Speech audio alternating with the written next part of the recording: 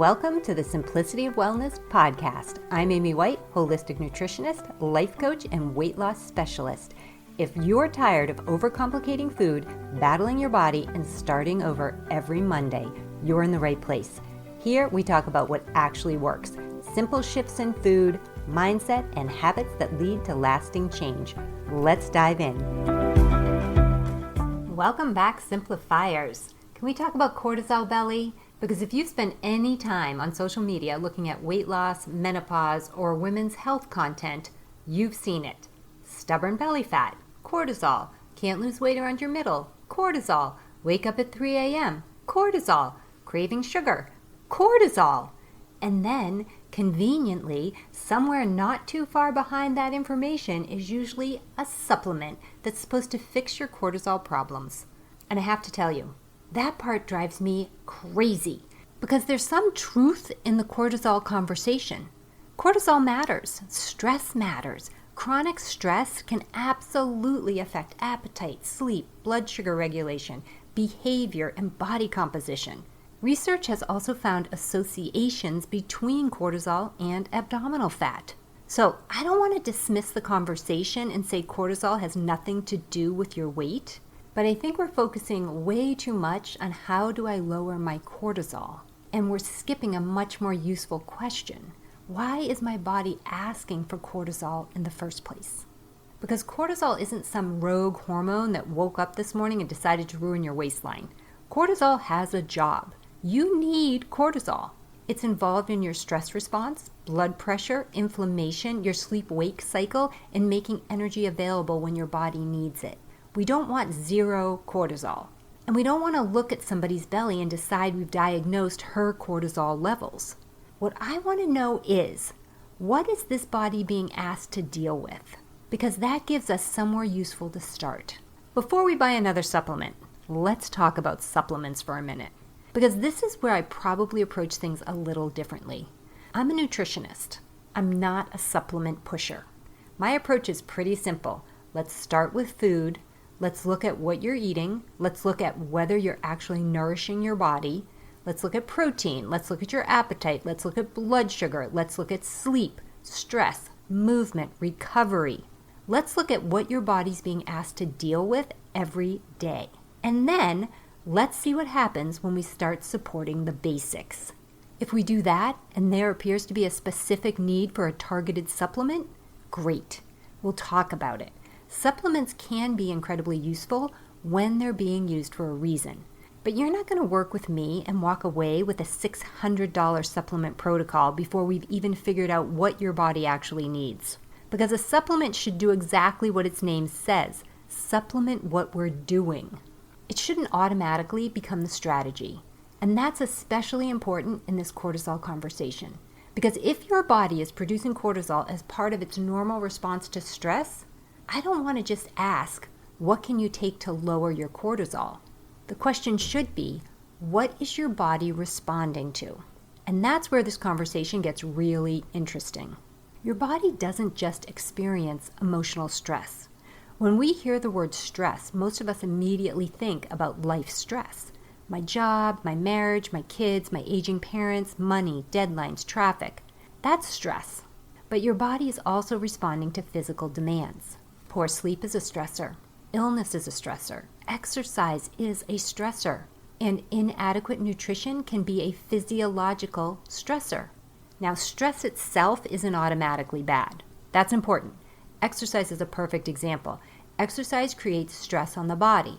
That's part of how exercise works. We challenge the body, give it adequate nutrition and recovery, and it adapts. It gets stronger. The problem isn't stress is bad. The question is, can your body recover from the total demands you're placing on it? And that's why context matters so much. One of my clients taught me this beautifully. I had a client years ago who was a young mom. She'd recently had her second baby.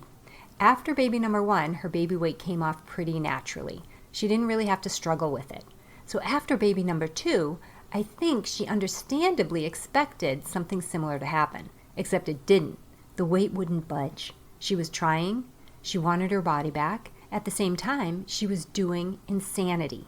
Remember the Beachbody insanity workouts? If you're not familiar with insanity, the name pretty much tells you what you're signing up for. It's intense. High intensity cardio, lots of jumping, lots of pushing, lots of sweating, and this woman was working hard. Now, is exercise healthy? Of course. Was there anything inherently wrong with that particular workout? No. Plenty of people could do that workout and thrive. But here's the question I cared about. Was that workout helpful for her body at that particular moment? I didn't think it was, because her life after baby number 2 wasn't the same as her life after baby number 1. This time she had a newborn and a toddler to care for. She had more responsibilities, more demands, less recovery, more stress in her life for all kinds of reasons. Her body was already being asked to handle a lot. And because the weight wasn't coming off, her response was essentially, try harder. So on top of everything her body was already dealing with, she was piling on this incredibly intense workout.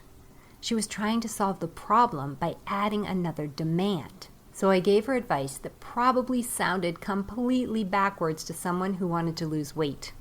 I told her, stop exercising for 6 weeks, not forever. I wasn't telling her exercise was bad.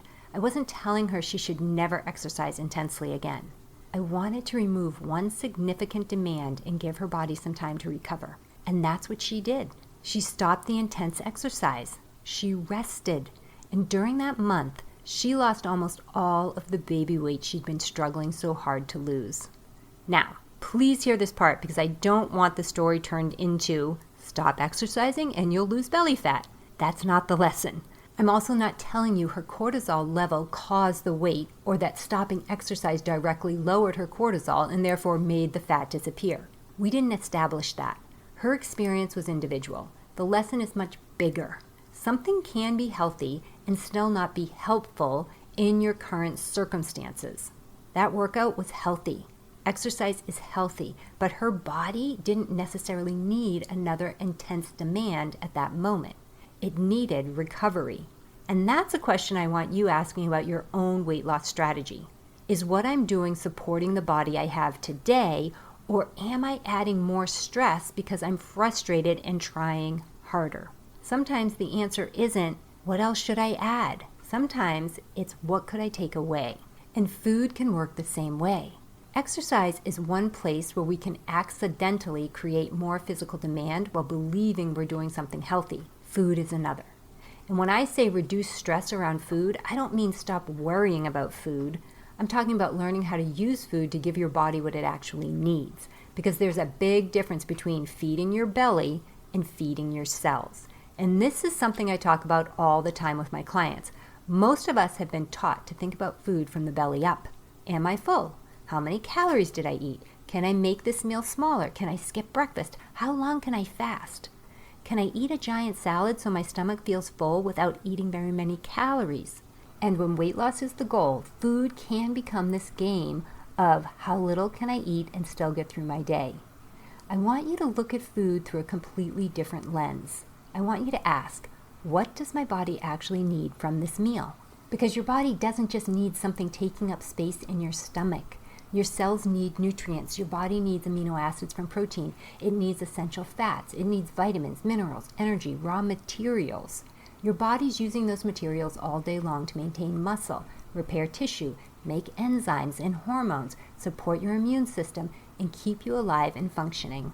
So when I'm looking at someone's food, I'm not just asking, will this fill her belly? I'm asking, what is this giving her body? That's feeding the cells. And through that lens, food starts looking different. A low-calorie meal isn't automatically a good weight loss meal. This is where women can get really tripped up. You can make a meal very low calorie. You can eat a giant bowl of lettuce. You can buy the little 100-calorie snack packs. You can drink coffee and make your hunger disappear for a little while. You can eat rice cakes. You can choose the lowest calorie thing on the menu. And technically, yes, you've eaten less. But did you give your body what it needed? That's the question. Because when weight loss is the goal, I don't want you spending your entire day trying to control your appetite. I want you to use food to help your appetite become easier to manage. Those are two completely different weight loss experiences. One sounds like this: I'm hungry, but I'm not supposed to eat. I only have 300 calories left. I need to make it until dinner. Don't think about food. Stay out of the kitchen. Drink some water. Have another coffee. Just be disciplined. That's a fight. The other sounds like, wow, I ate lunch 4 hours ago and I haven't really thought about food. That's what I'm looking for. Because if I can help you build meals that leave you genuinely satisfied for hours, something very helpful starts happening. You naturally eat less. Not because you're forcing yourself, not because I gave you some tiny calorie allowance, not because you're staring at the clock waiting until you're allowed to eat again. You eat less because your body isn't demanding food all day long. And that's the sweet spot. Yes, calories still matter. And I want to make something very clear here because there's a lot of nonsense on the internet around cortisol and calories. You still need an energy deficit to lose body fat. Cortisol does not repeal the laws of energy balance. I'm not telling you that if you're stressed, you can eat unlimited calories and somehow lose weight because you've relaxed. That's not how it works. But there is an enormous difference between creating a reasonable calorie deficit in a well-nourished body and seeing how little you can eat while trying to force your body to cooperate. My goal isn't to pretend calories don't matter. My goal is to help you create the deficit without feeling like you're in a fight with food all day. That's where nutrition gets really powerful. Instead of using discipline to constantly override appetite, we use food to influence appetite. Food starts supporting your weight loss efforts instead of fighting against them.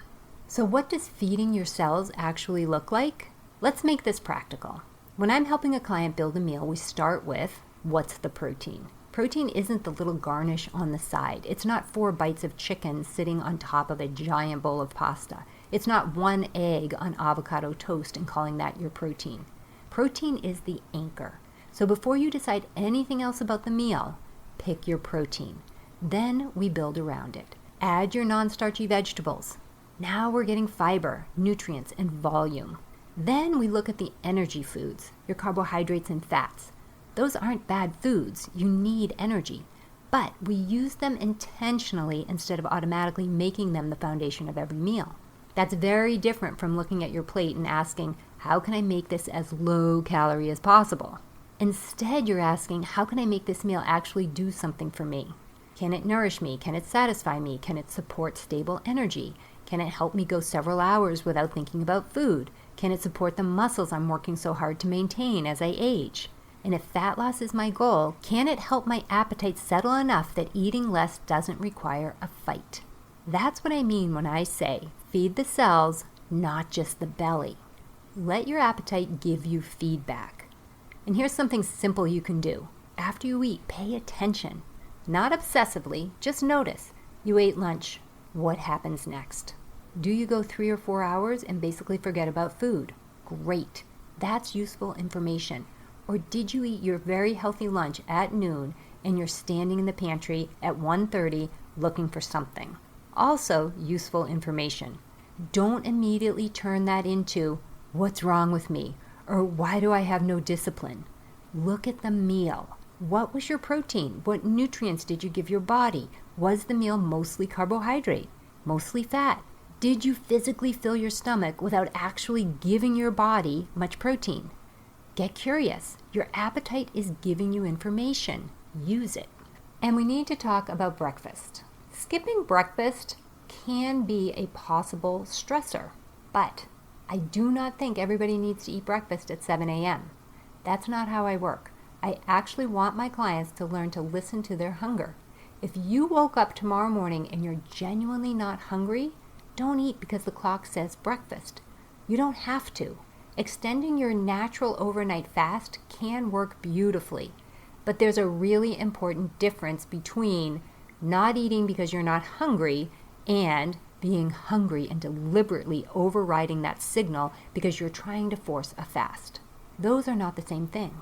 If you wake up hungry and your strategy is coffee, ignore it, more coffee, distract yourself, go do a hard workout, see if you can make it until noon because somebody on Instagram told you a 16-hour fast burns more fat, you're not listening to your body. You're fighting it. And then we're surprised when that body gets loud later. Maybe you're ravenous by lunch. Maybe you're grazing all afternoon. Maybe 8 p.m. hits and suddenly you cannot stop thinking about food. And then you decide, see, I have an appetite problem. Maybe, or maybe we need to look at what happened earlier in the day. Again, what is your body responding to? Cutting calories harder isn't always the better strategy. The same thing applies to calorie restriction. Yes, if you're trying to lose body fat, you need to eat less energy than you're using over time. But less isn't endlessly better. If you keep cutting food and cutting food and cutting food, and now you're exhausted, you're hungry, you're thinking about food constantly, your workouts feel terrible, you're sleeping poorly, you're irritable, and you're hanging on until Friday when you finally can't take it anymore and eat everything you've been trying not to eat. I'm not impressed that you managed to eat very few calories Monday through Thursday. That strategy isn't working particularly well for anyone. We need a better strategy. I want enough food coming in that your body gets what it needs. Enough protein, enough nutrients, enough energy to function. And then we create the conditions where your appetite can settle and your body can comfortably pull some of the remaining energy it needs from stored body fat. That's fat loss. And it feels very different from starvation and clinging to willpower. Think about your total load. Now zoom back out with me. Imagine all the demands your body's dealing with sitting on one big bucket. You've got work stress, family stress, poor sleep, menopause, financial stress, aging parents, relationship issues, illness, travel, whatever's happening in your actual life. Some of those things you cannot fix right now. I can't nutrition coach you out of a terrible boss. Protein isn't going to make an aging parent's health crisis disappear. Going for a walk isn't going to solve a divorce. Life can be genuinely hard. So this isn't some ridiculous message about eliminating all of your stress. You can't. But that's exactly why I want to look at the places where you do have some influence. Food, movement, recovery. If your life is already asking a lot from your body, why would we deliberately turn your weight loss strategy into another fight? Why would we underfeed you, ignore hunger, pile on intense exercise, sleep 5 hours, use caffeine to push through the exhaustion, then buy a supplement because we're worried about cortisol? Let's go upstream. What are the conditions we're creating? And if you're in menopause, I also need to say this because so much cortisol belly content is aimed directly at women in perimenopause and menopause. Not every changing midsection is cortisol. Bodies change with age, sex hormones change, where we preferentially store fat can change, muscle mass can change, activity can change, sleep can change, insulin sensitivity can change, our eating patterns can change. There are a lot of pieces to this. So if you're 52 and your waist doesn't look exactly like it did when you were 32, please don't let somebody on social media look at the shape of your belly and convince you that they've diagnosed your hormones. Your belly is not a cortisol test. And I don't want to chase the belly. I want to look at the health of the body carrying the belly. Because when we start improving the health and function of the body, when we maintain muscle, when we improve nutrition, when we support blood sugar, when we sleep, when we recover, when we create an appropriate calorie deficit, then we've created much better conditions for body composition to change. That's the conversation I want women having. Don't manage cortisol, manage the conditions. So here's what I want you to do with all of this. Don't leave this episode thinking, okay, now I need to lower my cortisol. That's just another thing to manage. Instead, for the next few days, I want you to notice the conditions you're creating for your body. Where are you asking it to push? Are you hungry and deliberately not eating? Are you using coffee instead of food? Are you eating meals that actually satisfy you? Are you getting enough protein? Are you cutting your calories so aggressively that you're thinking about food all day? Are you exhausted by forcing yourself through exercise because you're scared you'll gain weight if you take a day off? Are you sleeping? Are you recovering? Are you treating recovery like laziness? And then pick one thing. Don't overhaul your life. Don't go order 7 supplements. Pick one controllable stressor and make it easier. Make this the week you build a real first meal instead of surviving on coffee. Maybe you make protein the anchor of lunch. Maybe you stop forcing a fast when you're genuinely hungry. Maybe you go to bed 30 minutes earlier. Maybe the exhausted version of you takes a walk today instead of forcing another punishing workout. Maybe you realize you're trying to live on 1,200 calories while exercising 5 days a week and wondering why you're miserable. Just notice, what is my body being asked to deal with and where can I support it better? What if weight loss didn't require more fighting? So the next time you see an ad telling you your stubborn belly means your cortisol is too high, and conveniently there's a bottle you can buy, I want you to remember this conversation. Cortisol isn't the enemy. Your belly isn't a diagnosis, and a supplement isn't automatically the solution. Start further upstream. Ask, what might my body be responding to? Then look at what you can actually influence. Feed your body, feed your cells, pay attention when you're hungry. Build meals that actually satisfy you. Move your body. Challenge it appropriately. And then let it recover. Sleep. And stop assuming that harder is always better. Because if your actual life is already demanding, and for most of us it is, food and exercise don't need to become 2 more battles your body has to fight. Stop chasing weight loss. Start building the conditions that make weight loss happen. That's the work. And very often, when we start taking care of the body, weight loss becomes the side effect. That's food freedom and fat loss without the fight. Let's make weight loss work. If you're listening to this and you're thinking, okay, but what does my body need? That's exactly the conversation I'd like to have with you. I'm offering a free one-to-one coaching call right now that I refer to as Let's Make Weight Loss Work. We'll talk about what you've been trying, what's working, what's not working, and where you may be making weight loss harder than it needs to be. This isn't about me handing you another generic diet. It's a conversation about you, your body, your lifestyle, your appetite, your challenges, and what might make sense as your next step. The call is completely free. You'll find the link to schedule your Let's Make Weight Loss Work call in the show notes. Because you don't need to keep fighting harder. Sometimes you just need to understand what your body's been asking for all along. That's all for today, Simplifiers. I will see you in the next episode.